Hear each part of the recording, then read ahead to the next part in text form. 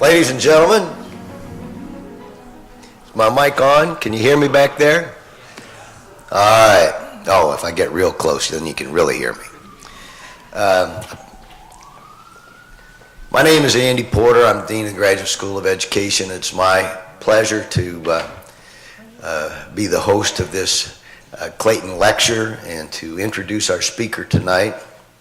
You wonder why we haven't started on time. Those of you who know me know I like to be very punctual, but Connie Clayton is coming this evening. She comes every year.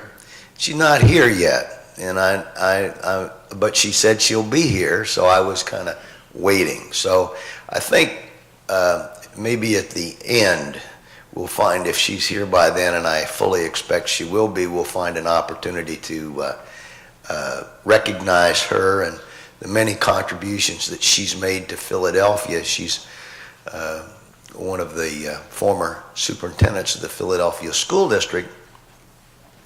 And before I came to Penn, one of my predecessors had the wisdom to create a endowed chair in Connie Clayton's name and a annual lecture. And that continues on today, both of those things. And I will say that when it came to the task of picking someone to give the Clayton lecture, we scour the world over. And I thought about this person and that person, and I kept coming back to one of our own. We haven't really had one of our own give this lecture for a while, but of course this is a great school of education, and we have great scholars and faculty right here.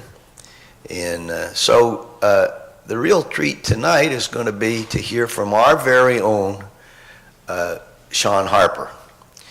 Now, Shaun is a young but amazingly accomplished scholar. He and I came here together the same year, 7 years ago. We're just in our 7th year. Me, of course, on the tail end of my career, and him on the front end of his. Truly a rising star. In fact, I can say that he's been recognized by his colleagues in professional organizations for 2 early career awards, one from AERA Division J and the other one from ASH. Is that it? Yep. That's not a name I'm comfortable with. Don't ask me to tell you what that acronym is for, but it has to do with higher education. Now, one of the things that scholars in professional schools try to become is the go-to person on some topic. If you want to know about something, then you want to be the person that everybody's going to come to ask. And Shaun, I think 11 years out since his PhD from Indiana University, has established himself as the go-to guy in terms of, if you're interested in African American males who are unusually successful in higher education, perhaps even beating the odds, the person who knows more about how that can happen, how to promote that, Shaun Harper. He's the go-to guy on that. But he's done an amazing thing, and I really give him huge credit for this. Just this past year, he's taken that area and he's expanded it. He was asked by New York City to do a major study of highly successful African-American male high school students. So now he's looking in higher ed and he's looking in K-12. You'd be surprised at how few people actually do have significant research agendas in both of those two sectors. I think that's a beautiful thing. I think we learn through comparisons. I think Shaun understands that. In his tender 11 years, he already has 9 books and about 50 peer-reviewed or chapters and edited volumes. Very productive. I'm a guy who loves numbers. I like to divide numbers, multiply numbers, add and subtract numbers. That's a little over 5 per year. That's a pretty good clip. If he keeps this up till he retires, he'll have wiped me out. Good work, Shaun.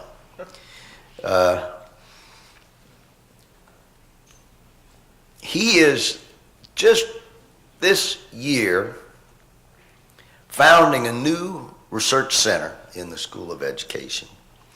And the center is for the study of race and equity in education. And he's off to a fast start. I know it's going to be a huge success. And I know that's going to be good for the nation. More importantly, it's going to be good for GSE. So without further ado, I give you Shaun Harper.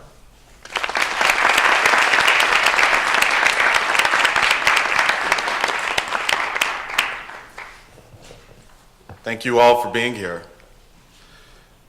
Dean Porter, I would like to begin by thanking you for 3 things. 1, for a lovely and very generous introduction. Secondly, for being an amazing colleague and friend and dean over the past 7 years. And third, for inviting me to deliver this very important lecture in our school. This lecture is a big deal. As he mentioned, it is named for a giant in education. It was started by my friend and colleague and mentor, Dr. Diana Slaughter Defoe, when she became the inaugural Constance Clayton Endowed Chair in Urban Education here at the University of Pennsylvania.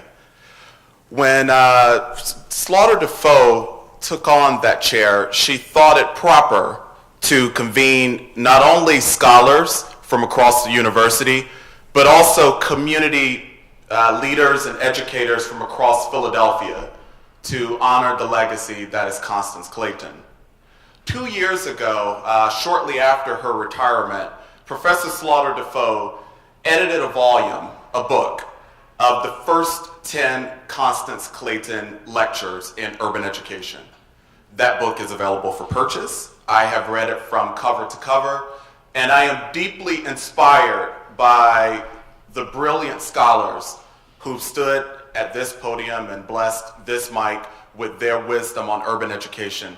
Some of them include Stanford University Professor Linda Darling Hammond, University of Chicago Professor Dr. Margaret Beal Spencer, James Comer from the Yale University School of Medicine, and several others who for the past 15 years have delivered this lecture. So Dean Porter, I do thank you dearly for such an amazing opportunity to be here and to share my thoughts on urban education. I did want to spend a few moments, and I will still do it, and I do think that it would be befitting and proper once she arrives, to talk about the person for whom this lecture is named, Constance Clayton. In 1994, there was a professor at the Harvard Graduate School of Education. He's also an elected member of the National Academy of Education. Robert Schwartz wrote a piece about restructuring efforts in the Philadelphia public schools. Now, that was the formal title of Professor Schwartz's piece in the Journal of Negro Education. But really, the piece was a tribute to a giant, Connie Clayton. He wrote tremendously about the legacy of Constance Clayton, a Philadelphia native, a veteran teacher who grew up in the Philadelphia schools. She was the first African-American superintendent of schools here in Philadelphia and the first woman to lead the Philadelphia public school system. Constance Clayton was also in the superintendency for 11 years, which is unusual for a big city school superintendent. In fact, upon her retirement, she had been in that role longer than any other superintendent in the history of the superintendency here in Philadelphia. She's also the first African-American woman for whom an endowed chair is named at a predominantly white university, here at the University of Pennsylvania. She's one of our alums, and she is a former member of the University of Pennsylvania Board of Trustees. So when she gets here, I do think that it would be quite proper to acknowledge her and thank her for her extraordinary contributions to Philadelphia. Now, in the piece, Schwartz says that Connie Clayton is generally credited with having restored fiscal health, educational purpose, and public confidence to an ailing system during her tenure as superintendent. I do want to come back in a bit and talk about the words that are highlighted here in yellow. The Clayton legacy of providing leadership to an ailing system. So I do encourage you to, there will be an opportunity for question and answer at the end of my talk, but I do encourage you to be engaged via social media. A trending topic hashtag has been created via Twitter as Clayton Lecture. So I would love to know what you were thinking and feeling at various moments throughout our time here today. So if I see you on your devices, I will not mistake it for disengagement, but will understand that you are talking about the lecture. So do feel free to do that. I've decided to frame this talk around a question. Success in these schools? By these schools, I mean urban high schools. Urban high schools that disproportionately enroll Black and Latino students. Urban high schools that disproportionately, almost entirely enroll students from low-income families. Success in these schools? Now, those of us who know anything about urban education would know that there is a bit of a narrative about urban schools, the people who attend them, and the places where they're located. In short, they are just about the last place where folks would go looking for success. So before I get into the schools and one particular set of populations within those schools, I do want to sort of place my remarks in a larger sociocultural context. And that context is the city. As Dean Porter mentioned, my work up to this point in my career has been largely concerned with and situated in post-secondary education, but it's taken a very sharp turn to urban education problems, urban education topics, high schools as a context of analysis and a context for productive policymaking and practice and so on. So I want to talk about for a moment the sociocultural context that helps sustain a particular narrative about urban education. About 10 days ago, I was giving a talk at Illinois State University. And the night before my talk, I had dinner with a group of about 50 African-American undergraduate men at Illinois State. They were going around the room introducing themselves, and I noticed that, one after the other kept saying they were from Chicago. So at the end, I said, now, I just want to recap here. Raise your hand if you are a Chicago native. All but 3 of the men who were in that room were from Chicago. Now, one of them, very sort of playfully said, yeah, we're all from Chirac. I was unfamiliar with the term Chirac. So I asked them to sort of unpack for me what that meant.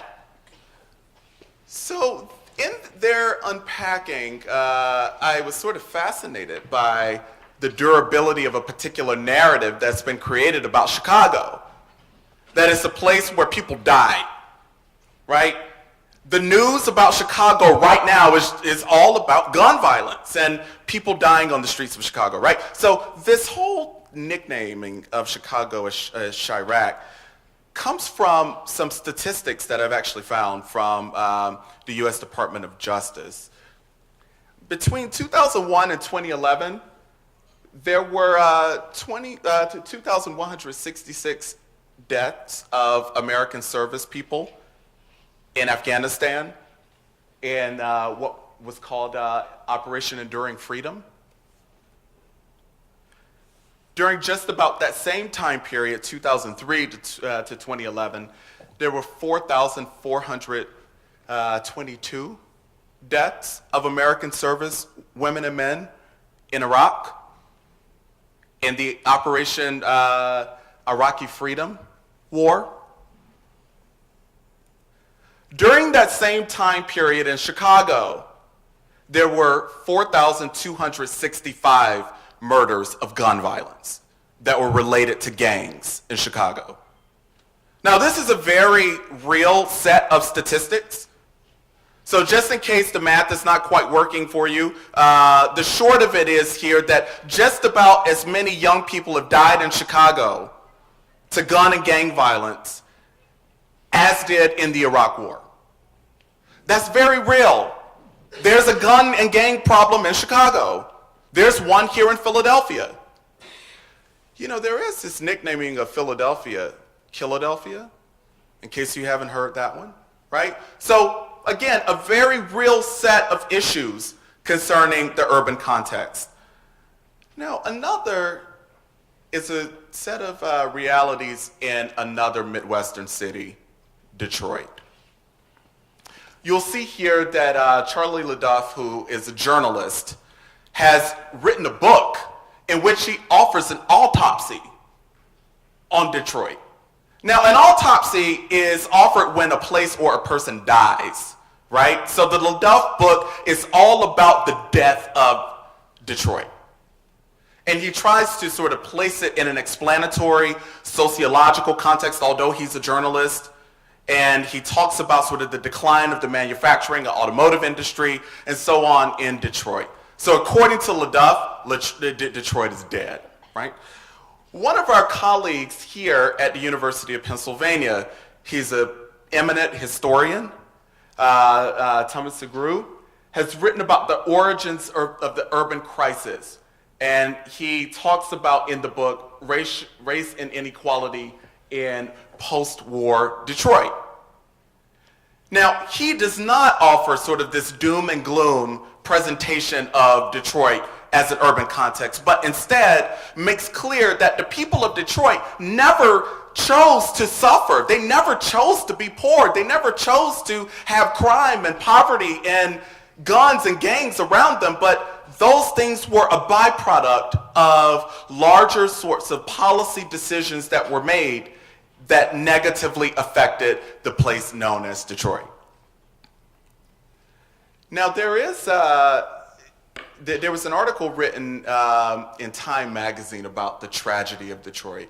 And if you look at the image, right, it looks like the place is, in fact, officially dead. It looks like a wasteland. Now, what is problematic about this is that people live in Detroit. In fact, one of my colleagues here at Penn GSC, Ebony Thomas is her name, is a Detroit native. She didn't die. She wasn't killed in a gang. She actually went to college from a public high school in Detroit. She then went on to get a PhD from the University of Michigan. And now she's a tenure-track assistant professor at an Ivy League university. She's from Detroit. We never hear about people like Ebony in these things. Now, I'm going to get to Philadelphia in a moment, but before that, let me just take you over the bridge to Camden, New Jersey. There was an article written in Rolling Stone magazines, for sure not a peer-reviewed academic journal, that was called Apocalypse, New Jersey. And there were startling sort of words in the story about death and Camden being on life support, and the whole article is about an apocalypse in a place not too far from here. Now, in case the picture isn't becoming clear to you, let me just say one other thing, because I do want here to very much, again, acknowledge certain realities in urban context. One such reality that is written about in the Rolling Stones piece about Camden is the population decline. Now, you see here over a 20-year period that there is a downward trend in the Camden, New Jersey population. That's a very real issue.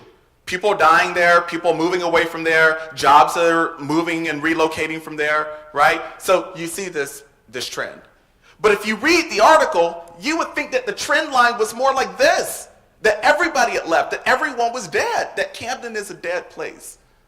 That's what this particular Rolling Stones article and lots of other things. Try Googling Camden, New Jersey. And if you don't feel like reading, then just click over to Google Images and see the kinds of iconography that you see for a city for which there has been this apocalyptic narrative created. Now, if this has not become clear to you so far, we've talked about Detroit, we've talked about Chicago, we've talked about Camden. These are all places where a bunch of black folks live. Now, for sure, when people are talking about gun violence in Chicago, they're not talking about on Michigan Avenue, right? They're talking the south side of Chicago. So south side Chicago, Detroit, Camden, these are places where a lot of black people live. Now, as a black American, these kinds of one-sided portrayals of my people and where we live aggravate me. I'll say a bit more about that in a bit. Let's talk about schools in Philadelphia, and we need not look any further than this month's issue of Philadelphia Magazine. So you see a child sitting with her hands and feet tied with the headline, "Help." Unless somebody does something real fast, Philadelphia is going to hell. This particular article suggests. Now, sure, there were ailing public schools here in Philadelphia when Connie Clayton was the superintendent of the school system here. But I'm just not so sure if things are as doom and gloom as they are written about here and elsewhere. Sure, schools have been closing in recent years. Absolutely, there is the whole debacle of the shortage of school nurses and guidance counselors and other kinds of resources in the Philadelphia schools. But is that all of the Philadelphia schools? Is that all that we know of them? Is that all to them, these problems that get written about and talked about over and over and over again? Now, the Philly schools, in most people's imagination, you can't really see this very well. The lights are a bit too bright here in front of the screen. But there's a school on one side here, on your left, that has students walking through a metal detector. It's not a very bright place. In fact, it sort of evokes images and feelings of a prison, right? That you're not walking into a place where lots of good learning is occurring. Then you see on the other side a beautifully, brightly lit school where all of the walls are lined with pennants from colleges and universities across the United States. So oftentimes when people are talking about Philadelphia schools, they're talking about the schools on your left. Then they get juxtaposed with some charter schools, not all, some charter schools that are able to create environments that look like this one, and wealthy independent schools that have the resources to create a college-going culture and these kinds of things, right? That's how the Philadelphia schools are often imagined and talked about. So we've talked about cities, we've talked about Philadelphia schools for a moment. Let's spend just a second talking about young men of color. Another area where there's nothing but bad news. And what I'm calling here in this talk, bad math. No, I don't mean, Dean Porter, that the math is inaccurate, in that it's mathematically inaccurate. I do suggest that it's bad math and that it's inaccurate because it only represents half of the equation or parts of the equation. This math does not tell the whole story of who young Black and Latino men are. Now, by bad math, I mean these constant statistical indicators of the condition of young Black boys in urban schools. What you see here is a familiar headline. Research shows that 1 in 40 African American boys will complete college. Then you see the one lone Black guy sitting in the classroom with the 39 empty chairs around him. That is a familiar statistic to us, right? There are lots of other familiar statistics. I'm not in denial about, again, the statistical condition of young men of color. To be sure, my colleague Luke Wood and I acknowledge many of these statistics in our most recent book, Advancing Black Male Student Success from Preschool through PhD. A handful of them is that 49.5% of Black male students were suspended from public high schools. And this is a stat that's based on statistical data from one of the U.S. Department of Education surveys of parents and families. So just about half of Black male students have been suspended, compared to 21.3% of their white peers. Well, that's problematic. Another, nationally, 52% of Black and 58% of Latino males graduated in 4 years from high schools where they started as freshmen on time with their classmates, compared to 78% of their white classmates. Well, that's alarming. That's really bad. Bad math here.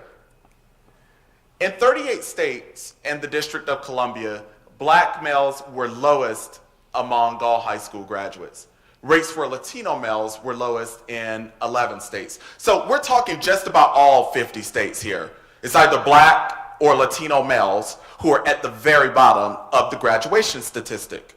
Well, yes, that demands that educational researchers, policymakers, educators, and well-intentioned others roll up their sleeves to do something about this problem. I'm not suggesting that we discontinue and abandon efforts to address what these statistics are telling us about the statistical reality of young men of color in urban high schools.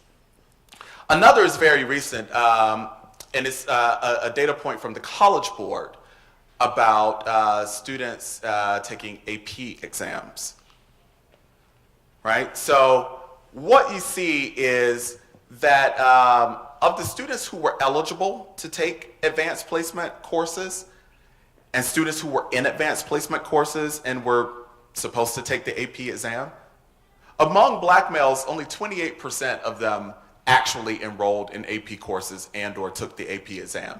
78%, 72% of them did not. 28% did, 72% did not. So this suggests that even among achievers, Black males who are doing well in school, who should be taking advanced placement courses that would prepare them, really well for college, that there's a shortage there, right?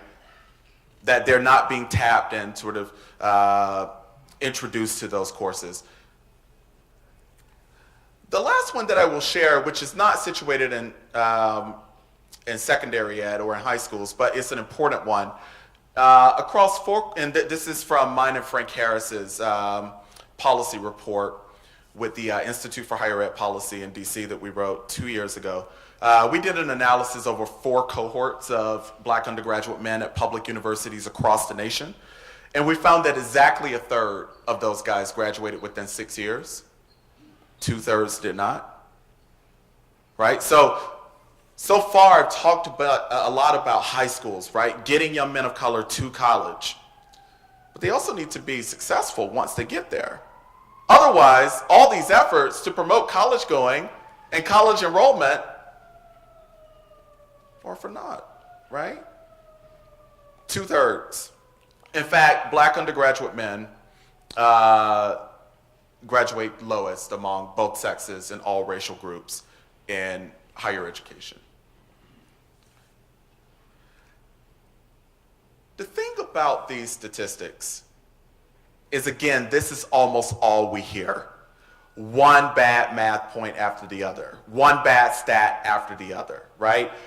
We not only read these kinds of things in research journals, we see them on the news, right?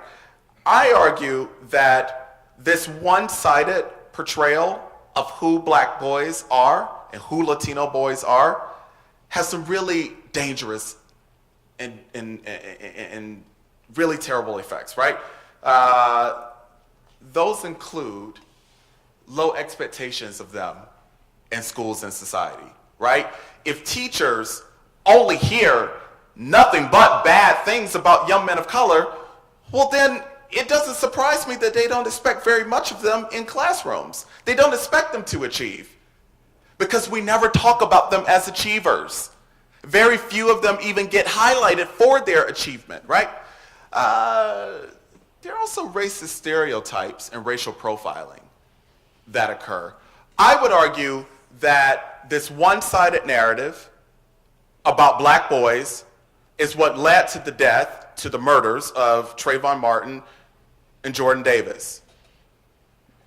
The people who murdered them just presumed that they were up to no good because they were black boys. This is very real. In New York City, black boys are stopped and frisked for doing nothing but walking down the street and being black and male. That is because, again, we keep reinforcing these deficit notions of who black men are, especially in urban contexts. There are these narratives of urban hopelessness. Oh, there's nothing good happening in Camden. Camden's dead. We need an autopsy for Detroit. You know, this place where all these black folks live, nothing good is happening there. That is a byproduct of the one-sided way that we study these contexts and the people who live in them. Teacher apathy and attrition. So let me see if this works. As Dean Porter mentioned, he and I have been at Penn for 7 years. He said that he's at the tail end of his career, and I'm still at the middle of mine. I intend to be a professor at the University of Pennsylvania for the rest of my career. But I will tell you that I would not feel so good about being a professor here at Penn, and I most certainly wouldn't commit myself to staying here for the rest of my career if all I heard about the place is how lousy it was, and how stupid the students were, and how dangerous Penn was, right? Instead, I hear, oh, University of Pennsylvania is one of the finest universities in the world. Well, geez, that makes me really happy about working here.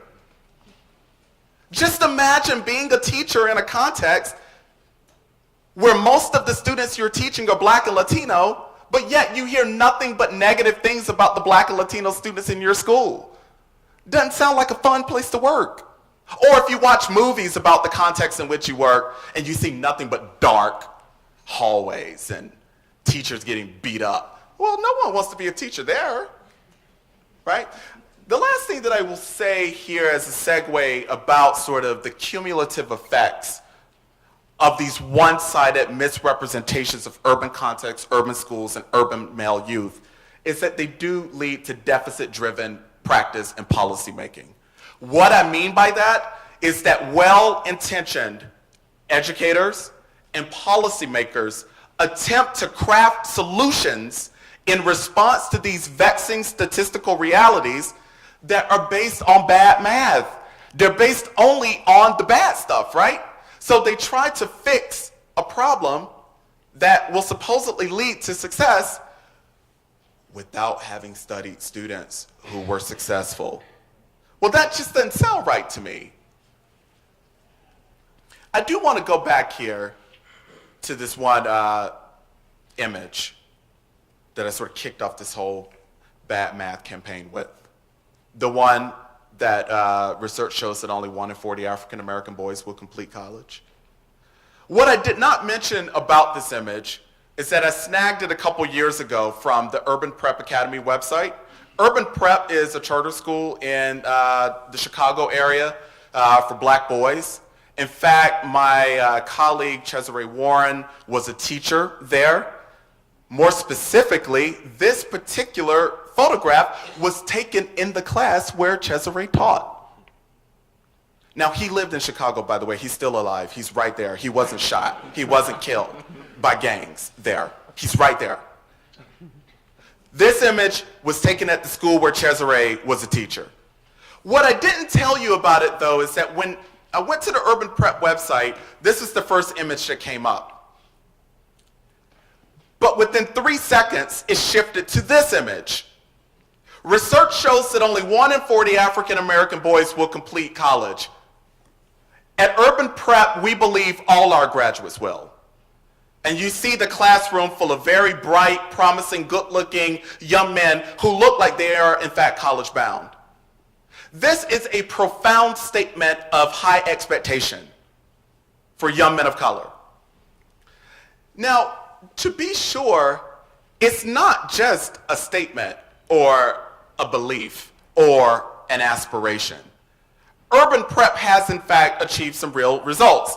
For example, for 4 consecutive years now, 100% of their graduating seniors have been admitted to at least one 4-year college or university. 100%. This is a public school. It's a charter school. We'll say a bit more about that in a second. Public school, 100% admitted to colleges and universities. Now, some of you might be skeptics and say, well, you know, it takes nothing to have people, you know, just submit an application to, you know, places that are not all that competitive. Well, in the class of 2013, last year's graduating class, they were admitted to over 120 colleges and universities across the country. Some of those include Cornell, Dartmouth, Fisk, where my colleague Vivian Gaston earned her degree, Georgetown, Morehouse, and most impressively, University of Pennsylvania. 100% of their graduates. They got admitted to some fine places like this, and they got over $6 million in scholarships. Last year's seniors at this school with black boys. Well, doesn't it make sense to try to figure out, well, what it is that is happening in places like Urban Prep that allows them to achieve these kinds of results?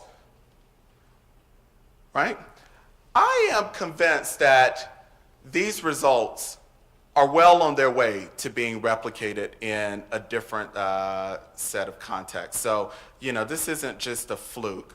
So I'm going to share with you here for a moment this quick clip that gives me hope about replicating the Urban Prep success.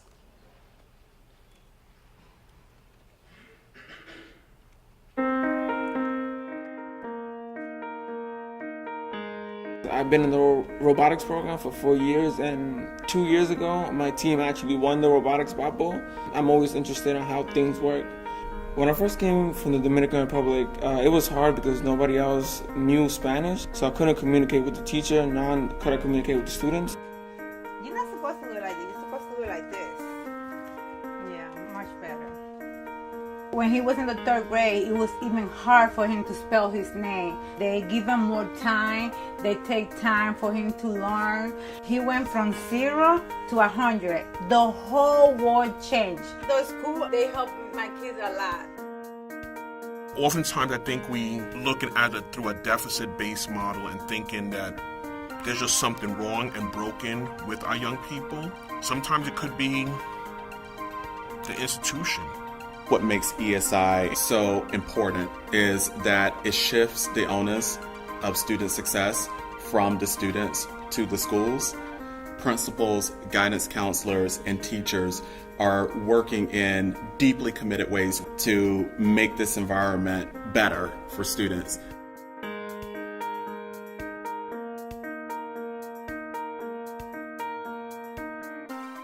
The Expanded Success Initiative is a component of the Young Men's Initiative, YMI, which was introduced in 2011 by the mayor, a public-private partnership between New York City, Bloomberg Foundations, and Open Society Foundations.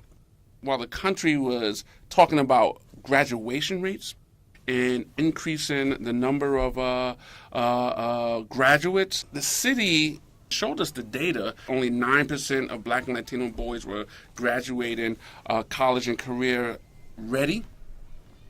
What we were seeing across the country was that our young people were not able to take an intro to English, to math, and to write an essay when they get to college.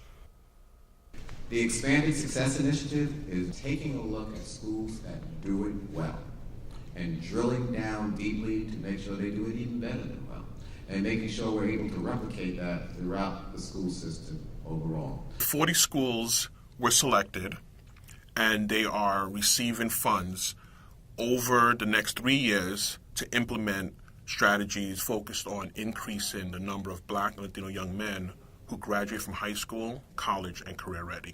Before we were saying, let's graduate them.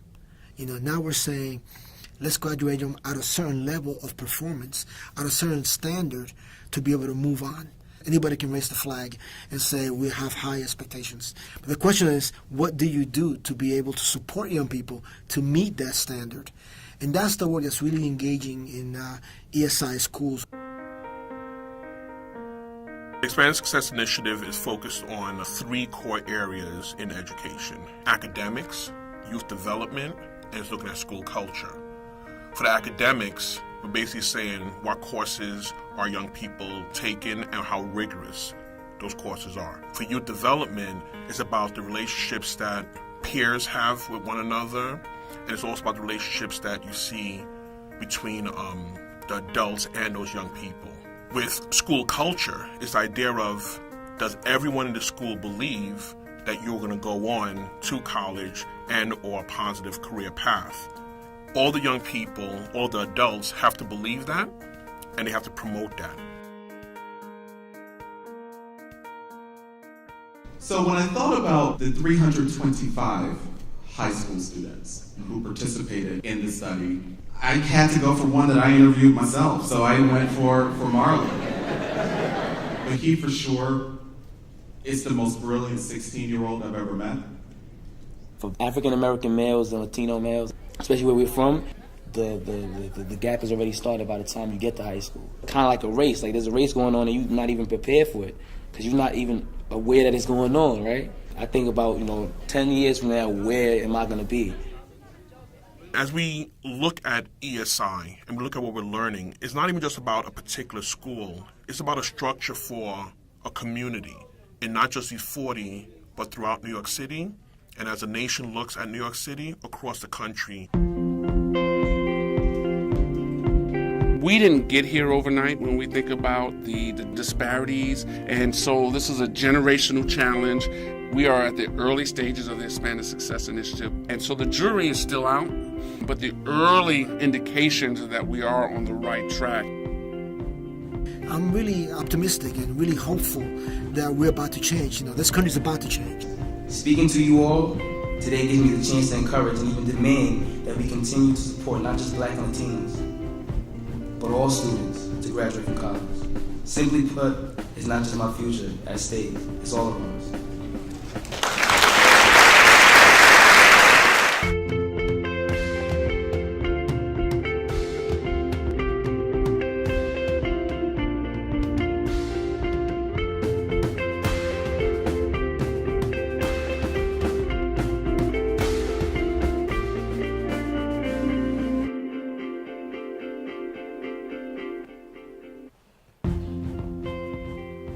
It was my fascination with seeking out success that led to a partnership between the New York City Department of Education, Open Society Foundations, and the Center for the Study of Race and Equity in Education here at the University of Pennsylvania. What I mean by my fascination with seeking out success, I think is worth repeating. I have convinced myself in my faculty career that if we truly want to understand Black and Latino male student success, we should go to places where success is occurring. We should also talk with young men who are being successful to understand the undercurrents and enablers of their success, the individual, familial, communal, and school factors that lead to their achievement in school and their transitions to college and readiness for success in post-secondary education. That work led to the New York City Black and Latino Male High School Achievement Study. The first publication from that study is the report, Succeeding in the City. You have it in your chairs. Me and teams of graduate students from the center are now writing peer-reviewed journal articles from those data that we collected in that project about Black and Latino male success in urban high school context. The report that you have was released at a huge event at the end of September. Dean Porter was there. It meant the world to me. Thank you for that. All the members of the research team were there. And there were about 400 or so others at the release. The report has since been shared with audiences of urban educators about this size in San Diego, St. Louis, Chicago, and in New York City. So what I want to say about this particular project is that it was all about understanding success in the 40 ESI high schools.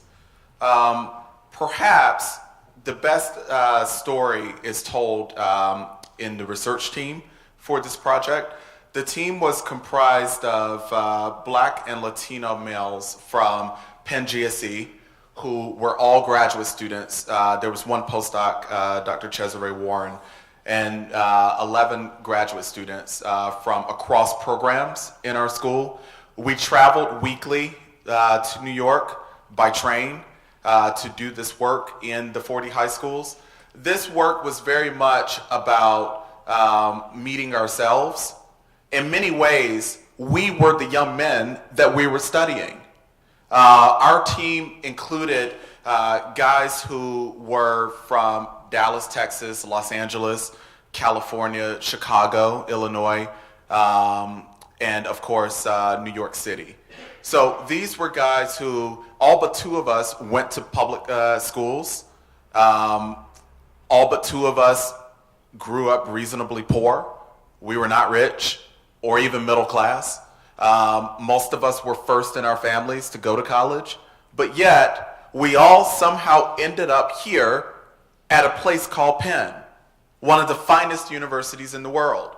One of the things that we very painfully shared with each other at the beginning of the research process is that no one has sat us down to ask us how we've been successful. And we understood that there was power in understanding the trajectories of young men of color, Blacks and Latinos, who successfully navigate their ways to and through the city and onward to higher education. While this was a research project, it very much represents the highlight of my teaching career. Just imagine, right, training and preparing a group of Black and Latino male graduate students to go and do work in public high schools. A lot of learning and teaching happened on the train rides from Philadelphia to New York, or during our team meetings at the end of a long day of back-to-back interviews in the public high schools. For sure, lots of learning and perhaps even good brotherhood and fellowship happened over our dinners. This project was funded by Open Society Foundations, so therefore we ate well at our dinners. There was one dinner in particular that I want to at least acknowledge here very quickly. It was one where I invited my friend and colleague, Blanca Vega, who is at Teachers College, to join us. In the middle of the dinner, Blanca tweeted the following: at dinner with Shaun Harper and his research team, observing the most amazing mentorship happening between him and his students. Amazing, right? It meant a lot for us to spend that time as researchers, as scholars, doing this work and breaking bread at our dinners. Now, it wasn't at the dinner that Blanca tweeted about, but it was at the one the week after that I want to just very quickly tell a short story. So we were at dinner, and we're a fine-looking group of young men. There are 13 bachelor's degrees, 11 master's degrees, 2 PhDs, and there were 3 PhD students on the team. So we're also quite educated and accomplished. At this particular dinner, there was a white woman who was walking past our table, and she stopped.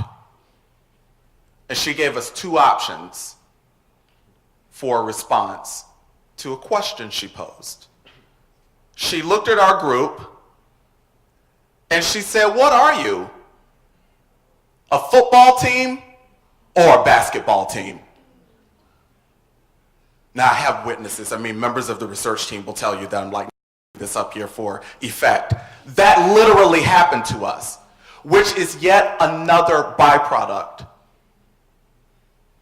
another outcome of the one-sided way that Black and Latino men are talked about. Surely, if we were eating in a fine restaurant, we must have been entertainers. We couldn't have possibly been academics. We couldn't have possibly been smart. Right? So it was those kinds of pervasive stereotypes and one-sided mischaracterizations of men of color that we sought to undertake in the study. I'll tell you very quickly about the study. The work was done in the 40 public high schools that were part of the Expanded Success Initiative. These were not the highest performing schools in New York City, I assure you. None of them were charter schools. They were all traditional public schools. They were about 94% Black and Latino, and they were about 67% of the students there received free lunch. Just about the rest of them were eligible for reduced lunch. So lower income students for sure.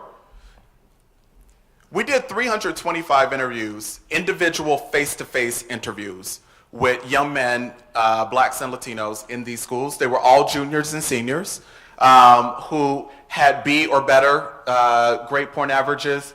They were involved in a range of school clubs and activities. They all planned to enroll in college immediately after high school. In fact, all of the seniors whom we interviewed had already applied to college, and the juniors were very sure that they would be applying to college this year. And these were also guys who had taken a sequence of courses that would qualify them for admission to 4-year colleges and universities. So again, we went to each of these schools. We interviewed these young men in their schools. But understanding that simply getting young men to college is only part of it, ensuring that they're successful once they get there is the other part. We created a subsample of college students. There were 90 of them, and we did individual 2 to 3 hour interviews with these young men who were enrolled at 44 colleges and universities. These were all men who had graduated from the 40 public ESI high schools who were enrolled in college. Really quickly here, and you can see all of the demographics about the sample in the report, so I won't spend a lot of time here, but there were just about the same number of guys who came from single parent and 2-parent homes. The overwhelming majority of them were low income and working class students. Only about 23% of them were middle class and or unsure about their socioeconomic status. You will see here that more than 2/3 of them would be the first in their families to attend college. One thing that I do think is noteworthy here, among the high school students, you will notice that unlike that AP statistic that I shared with you several moments ago, many of these guys had actually taken AP courses and the AP exam. In fact, about 18% of them had taken 4 or more AP courses. Now, we don't have enough time for me to tell you what we found in the 415 individual interviews. It's best summarized and captured in the report that's in your seats.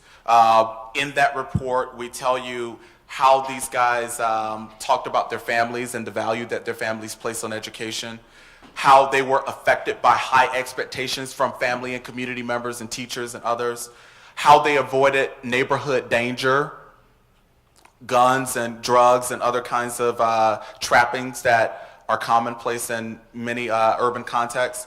What they appreciate about their neighborhoods is also something that we tell in the report. They actually found some beauty in their neighborhoods, and they told us a bit about that. We also talk about how their reputations exempted them from gang recruitment and gang activity. We talk about how they describe their school environments, what they say about adults in their schools that led to their success and so on, why they think they will succeed in college, and where they plan to live after college.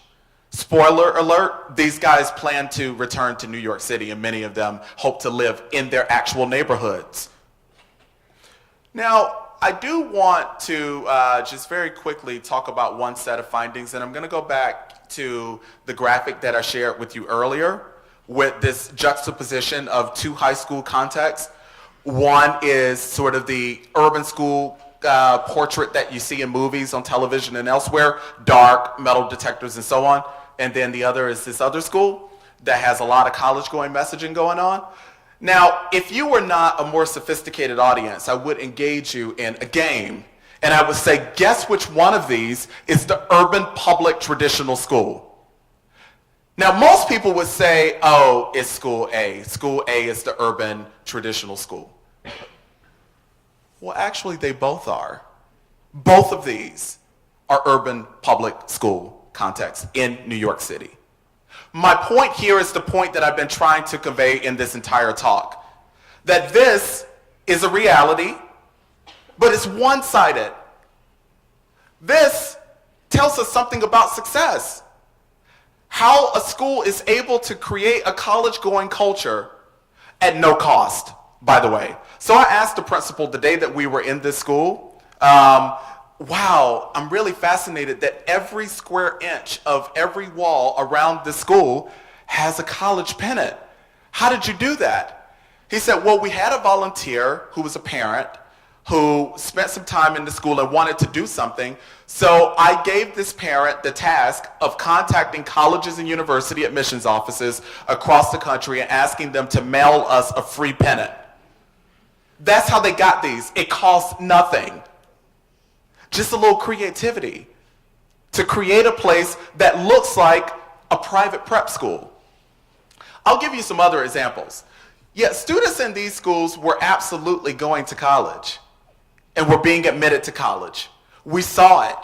Here's a snapshot from a bulletin board that has college acceptance letters. In this particular school, and we saw this replicated in many, many other schools that we visited, students' acceptance letters were somehow displayed for other students to see, right? On page 24 of the report, you will see this beautiful wall from Central Park East High School that has these colored dots of all these places that students had been admitted and the amount of scholarship money that they had been awarded.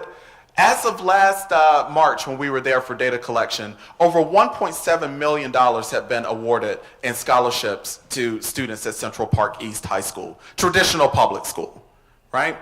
Another practice that costs no money that we saw that I think really speaks powerfully to another set of efforts that we're promoting college going is a classroom door. So what you see above this particular classroom door is a laminated sheet of paper that says Amherst College. Well, that's the college that the teacher who teaches in this classroom attended. She had a bachelor's degree from Amherst. So every classroom in this particular school If the teacher had 2 degrees or 3 degrees or just 1 in this case, there were the names and the logos of those places.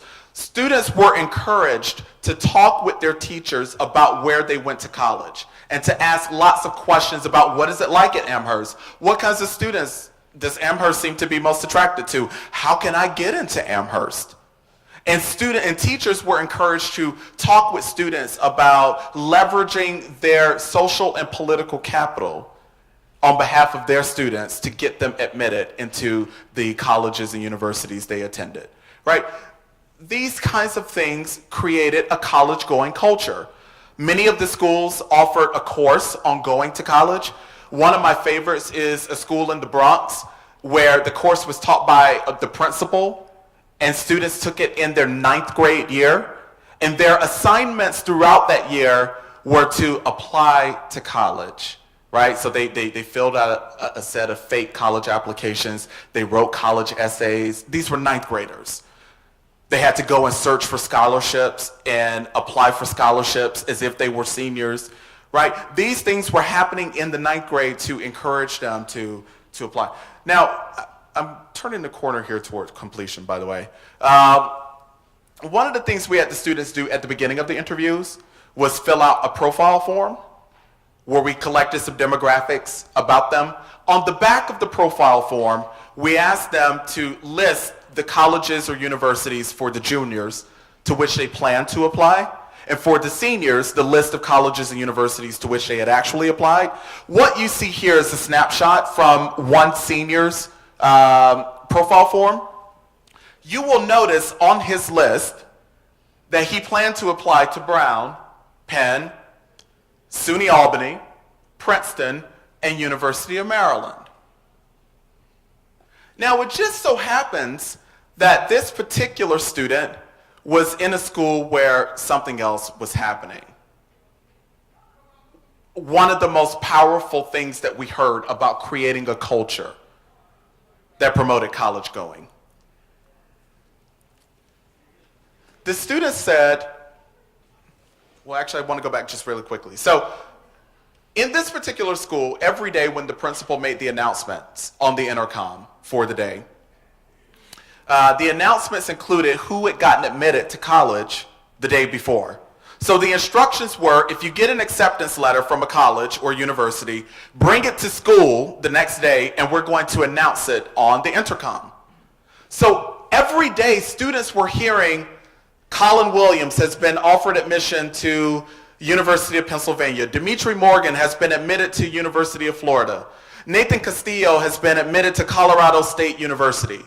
Right? So every day students were hearing this, so that helped to create sort of an expectation that everybody here goes to college. In fact, this particular student who filled out this profile form said, I remember like hearing these things in the 9th grade, so I just thought that everybody went to college. Now, there was a student who had applied to Duke, and I asked him, I interviewed him myself, and I asked him, well, I see that you've applied to Duke. How did you get interested in, Duke is a fine university, how did you get interested in Duke? He said, I remember hearing these announcements and thinking, I want to try to get into that college. As it turns out, a young man from the year before had gotten admitted to Duke, and it was announced on the intercom. And that guy went to Duke on a full ride. Now, the guy was in this person's same school, and he happened to live in this person's same apartment building. So he went on to say, if he could do it, I could do it too, you know? It started building confidence inside me, like, wow, he goes to my same school, so I could get into that college too. We have the same situation. Both of them were from low-income families, but yet he heard that this guy had gotten into Duke the year before, so therefore he applied to Duke. I want to very quickly introduce you to Vashane. Vashane was a young man whom I interviewed. He was quite impressive. He was so impressive that at the end of our interview, he gave me his business card. One other really powerful thing that was happening in these schools is that principals and others understood that there was not always the capacity there with guidance counseling resources and college counseling resources. So they engaged in partnerships with outside college access and college preparatory initiatives like iMentor, and in Vashane's case, the Opportunity Network. So the Opportunity Network, in addition to doing SAT prep for urban youth, helping urban youth fill out college applications and search for colleges, they also taught them how to network with folks who might be able to help them get scholarships and other kinds of things. So at the end, Vashane gave me his business card. I can assure you that Vashane is not in a gang. I could also assure you that the guy, Ishmael, who sent this text message to my doctoral student, Colin, is not in a gang. Ishmael said, hey, Colin, is Israel, or Israel's his name, sorry. Hi, Colin, is Israel, the student you interviewed earlier today. I just want to say thanks for taking the time to interview me. People would actually be surprised that an urban black dude would take the time to send such a lovely text message to someone who had taken time to interview him.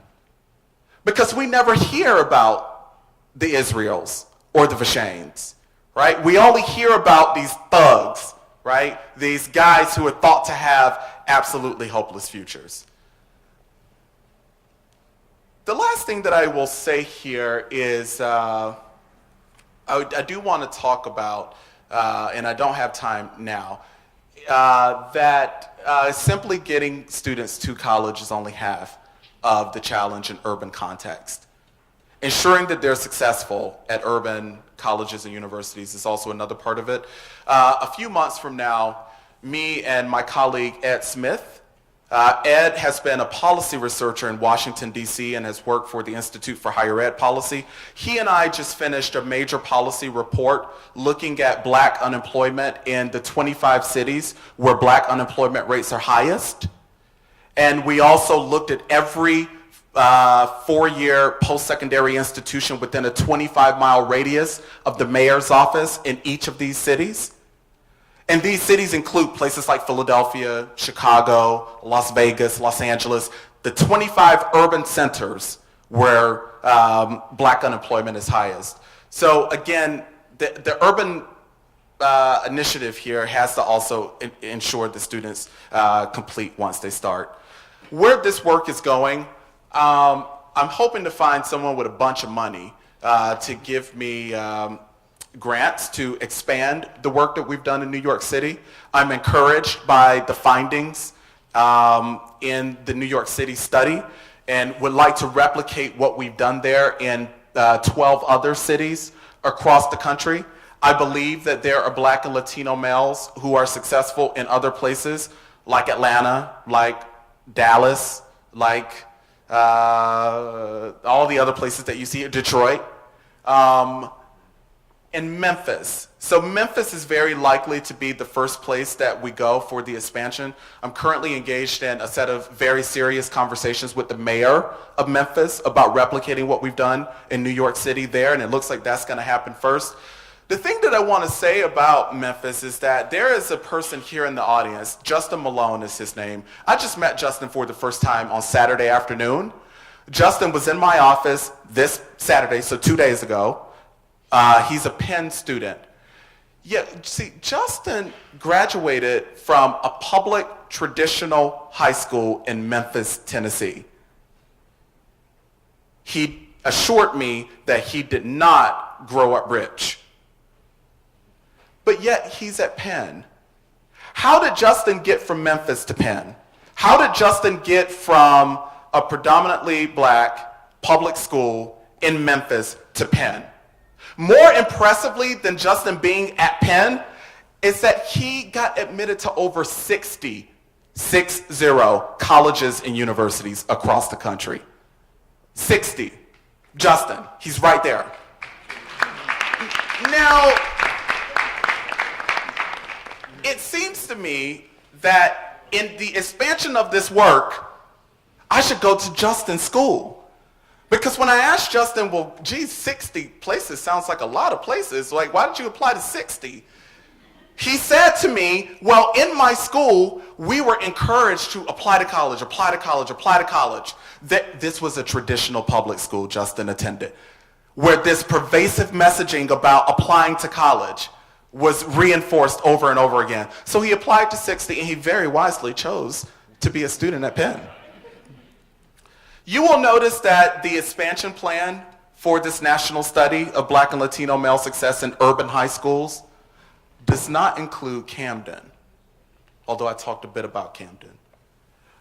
I want to just say that I have some other plans for Camden that are a bit personal for me, right?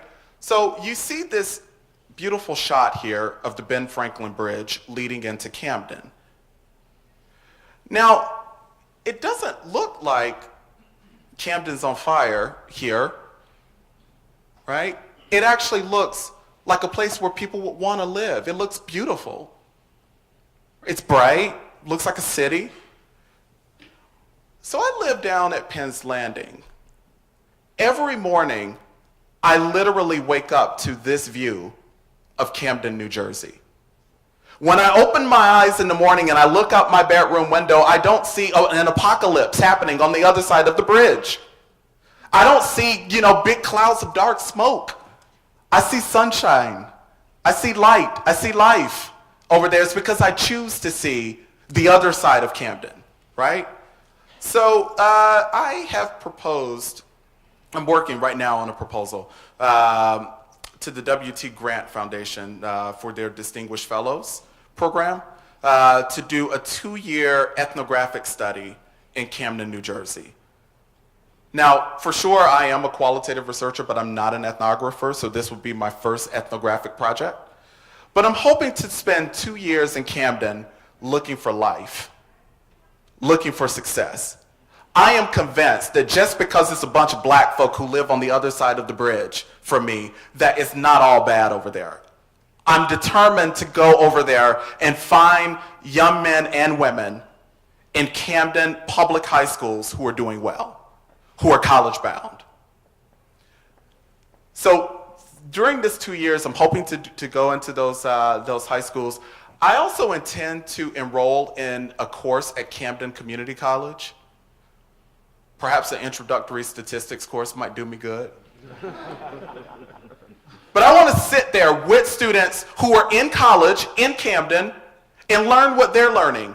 I'm pretty sure that they're not shooting each other in their classrooms and that kind of ridiculous narrative that follows the place called Camden. I also want to spend some time at Rutgers University, Camden. Wendell Pritchett is the outgoing chancellor there. He's here in the audience, and I plan to spend some time on the campus that he's led for the past several years, trying to understand success in Camden. I want to go to church there. I want to spend time in people's homes. And I actually want to walk around the neighborhoods of Camden. I don't plan to buy a bulletproof vest. That's not part of my grant proposal or my financial plan for this study. I think I'll be okay. I very much want to partner with community organizations to understand what is good about this place where a lot of black people live. There's a CNN hero, Tawanda Jones is her name. She was celebrated in the most recent CNN Hero special. She started a drill team, Sophisticated Sisters, for black girls in Camden.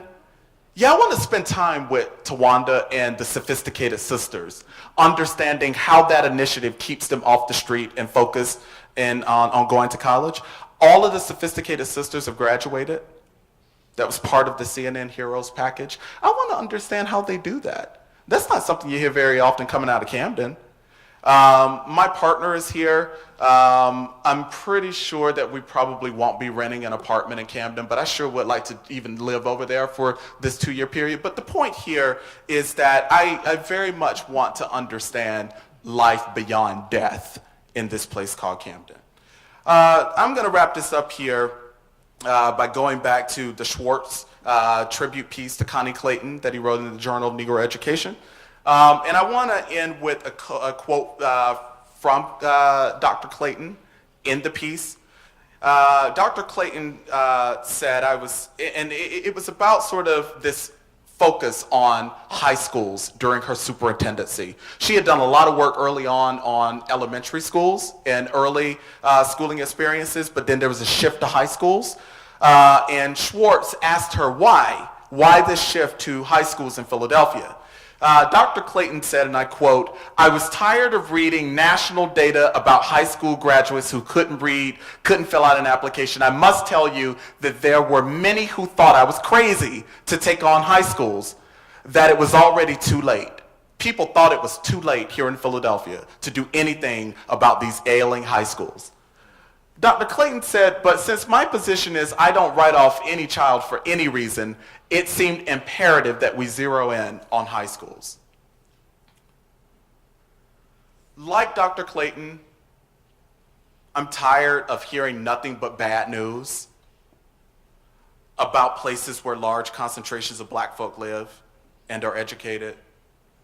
I'm tired of reading nothing but bad math about black and Latino young men. And I'm tired of reading nothing but deficit-oriented studies and one-sided media depictions that tell us nothing about success. It is for these reasons that I will continue to commit myself to seeking out success in the city, in city after city after city, in urban high school after urban high school after urban high school across this country. Thank you.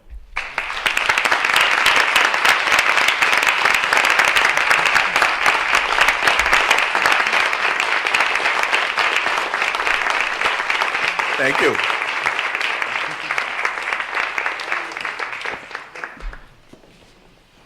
Shaun's open up for some questions. We've got some mics, so if you want to, go over to the mic, please.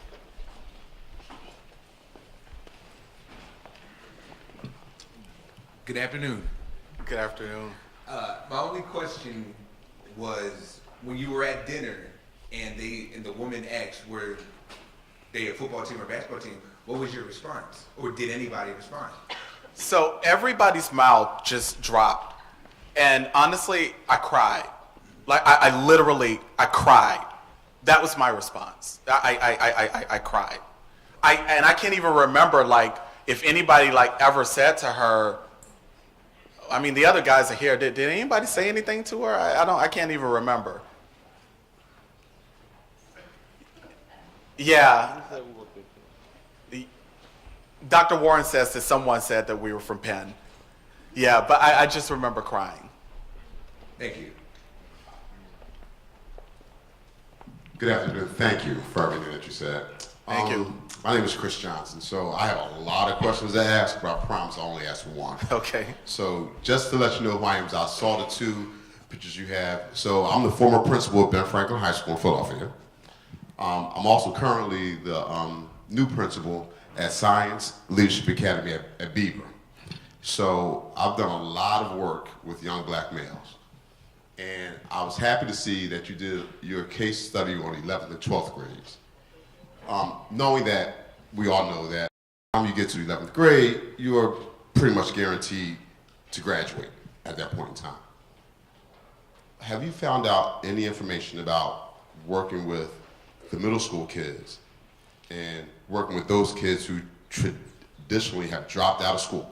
You know, those ones that don't have the support that the ones in your study that have, and that's the first question. Second question is, why haven't you worked with Philadelphia? I saw all the other towns that you want to work with, but really no mention of Philadelphia.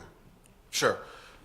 So my quick answer to your first question is that no, I haven't looked at middle schools. Because my work is largely concerned with college readiness and students' transitions from high school to college, my work has been situated there. There is good and important work that obviously needs to be done in middle schools and perhaps even on ninth graders, but I just haven't devoted that a portion of my research agenda to that. The question about why not Philadelphia, so my response to it is manifold. One is that Philadelphia for sure is on the expansion plan for the study, right? So as we replicate this in other places, Philadelphia for sure will be a part of it. We started in New York because the New York City Department of Education asked us to come there and do that study. And Open Society Foundations gave us the money to do the work in New York.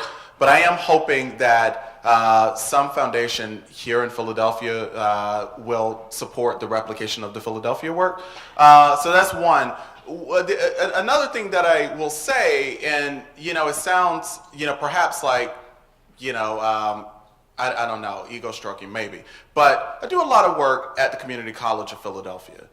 In fact, their Center for Male Engagement is largely based on my research, and I worked with them very early on in crafting that center, which largely serves black male students at the community college there, and they have been a part of this 3-year institutional change for black male student success initiative funded by Lumina Foundation for Education that I've led, and I've worked with teams of folks at CCP. So I am very much engaged in Philadelphia in all sorts of ways, but we just haven't done the research work yet. But it's coming. Hello, good afternoon. Thank you. I definitely appreciate your work. Thank you. I'm a native of South Central Los Angeles, and I too kind of stand up. Yeah, I was just there 2 weeks ago, and I didn't get shot. Yeah. Nope. Well, I definitely agree with the kind of narratives the insidious narratives that are involved when you do leave those communities to higher education. And I find it very frustrating and difficult when I was an undergraduate at UC Berkeley and being asked if how I survived being a gang member and those types of questions. What I found very alarming when I was a student there was the lack of support for students of color from these backgrounds, as well as the dropout rate of these students. I'm just kind of curious on if the students that you were working with, were they aware, or do they have a level of awareness of how insidious this narrative is, even until adulthood, even post higher education? Just speaking from my own experiences as a working professional and post undergrad, encountering these microaggressions from colleagues, as well as mischaracterizations of who I am and my ability to work with students of color. These students, many of them in our study, had, depending on your frame, an impressive or depressing sense of awareness about the realities of race and racial stereotyping and racial profiling. Now, this was done during the Bloomberg administration, this study, in the era of stop and frisk. And, lots of guys whom we interviewed, these were good students, have been stopped and frisked for no reason. So I think that the stop and frisk policy in many ways helped to raise their consciousness about racial profiling and racial stereotypes and so on. So for many of the college students whom we interviewed, there were a set of challenges that they talked about in their college context.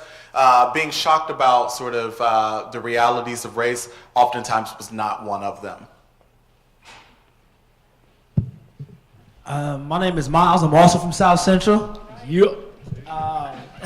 And you're also a Penn alum. Also a Penn alum, but I went to UCLA first, so shout out to the UC system. So my question comes from the statement that Jeffrey Kennedy once said, "I have my 15,000 students, you get yours." And so I think many a times when we see someone like yourself doing great work, and you talk about the expansion, but I know all too well that we can't put the pressure on one man's back in order to make the change that we wish to see. So what type of help or type of promise or change do you wish that other black men would do to help push along this agenda? Sure. Thanks for the soft pitch here. This is great. So one thing that I forgot to mention is that the research team is going to write a book. So I did mention that, we're mining the data right now. Nathan Castillo and I, for example, are working on a peer-reviewed journal article using the data. But the research team members are writing a book in which they're juxtaposing their own educational trajectories as Black and Latino men with some of the young men whom they interviewed and we interviewed in the project. This whole thing was by design. It was masterminded, right? Like I wanted to create this group of 12 others who would go into the world and continue to do this kind of work, to continue to push against one-sided, deficit-oriented, doom and gloom discourse about urban education and about, urban environments and Black male success. So I am hoping that I've replicated myself in these 12 guys who work with me on this project. I'm also hoping that, little Justin here, who's a junior at Penn, will be somehow inspired to, do something in, his sphere of influence to disrupt the problematic notions concerning his people and the place that he's from. I'm hoping that, folks will continue to read this report, use it, pass it on to others, and so on. So, yes, those things. Thank you. Thanks. Good evening. My name is Andrea, lawful trainer. Let me first say thank you for this lecture. Thank you. It was well-timed, and I thoroughly enjoyed it. I am a mother of 2 African-American boys, one who is 21, the other one who is 17, and I'd like to have a dialogue with you around parental involvement. A large part of what I do is I'm contracted through school districts to go and speak to them about working with diverse families. And even when schools do the best that they can or believe they're doing the best that they can, they're often the misconceptions of what they expect out of Black boys can be incredibly alarming. And what we have found is when the children go off to college, it's the families. If they're not able to support them emotionally, I'm not even talking about fiscally, they tend to fall apart. Now my son, when he left school, they identified him as special ed while he was in middle school. We got him out of special ed and he left school taking the advanced placement courses. He's graduating in May on time in 4 years. But that's largely due in part because of family support. He was targeted at school. All the racial epithets were thrown at him. Things were stolen out of his dorm. He was stopped by the police officers every 15 minutes because he drove a nice car, that kind of stuff. So it's not even just the urban environment. And as I sat in here quietly, I listened to some of your very own students here who are feeling the challenges of being minorities in this very institution. So how do you pull in families as you're dealing with educators around this work? How do you pull in families who have made it happen, right? And can show that this is what you can do once the children get to college? Sure, great question. I think one of the things that we have to understand are the upsides of parent engagement. Like many other questions concerning people of color, most of what's written about parent engagement is about why parents are so disengaged. Well, what about the engaged parents? There are some, there are many, and the students in our study talked a whole lot about the engagement of their parents and the consistent articulation of high expectation from their parents and the kinds of things that their parents did to keep them out the streets and out of gangs and those kinds of things. Well, shouldn't we try to learn from those families? We have no structure that, facilitates learning from, families about sort of the productive sort of outcomes and so on. What do you do when your child is misdiagnosed for special education or, unfairly disciplined or suspended from school because he just happens to be, a Black or brown boy? There are parents who deal productively with that. I just wish that we could have, parents of participants in these studies, and that will very likely be a part of sort of the expansion here, to bring together parents. I've spent some time over in Camden with parents and families who were parents of high school boys, and those parents get together and sort of share strategies and resources and insights. I wish that we had more of that. Last question here, Jack. Shaun, I just wanted to thank you for such a dope lecture, if you allow me to use colloquial language. Dr. Harper, I'm typically moved, touched, and inspired when I hear you speak or if I read some of your research. Thank you. This is not an ego stroking sort of thing either. I really am. In particular, I am moved by just sort of your transformative way or approach to looking at these types of issues and not focusing on some of the things that have become the base of status quo research. I just had a couple of questions. A couple of the terms that you used, I think one of them was racial segregation. No, excuse me, it was racial stereotyping, and you also talked about, what was the other term that you used? Profiling, that's what it was, racial profiling. And I'm not sure how that really holds in the literature that you write. So I haven't read, those particular terms. What it sounds like to me is we might hear something like implicit versus explicit bias, etc. I just wanted to know how you begin to operationalize that in the research that you do. And then on the latter part, I wanted to know if there was an artistic component involved in any of your research at all.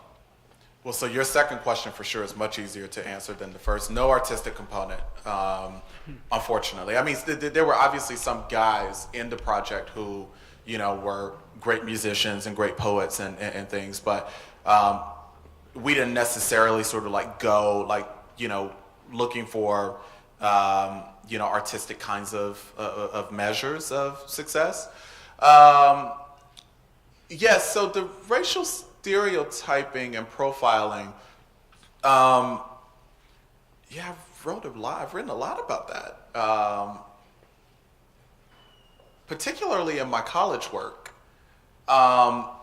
There's an article that I'd be happy to share with you that I published in the International Journal of Qualitative Studies in Education, QSE, a few years ago about the stereotyping of young black men. Another piece I wrote last year in the Review of Research in Education takes on sort of these stereotypes that confront young men of color. So yeah, I've taken that on. I don't know what else to say about it. Sorry. And you asked the last question, so I think I'm out of gas here. So thank you all for being here.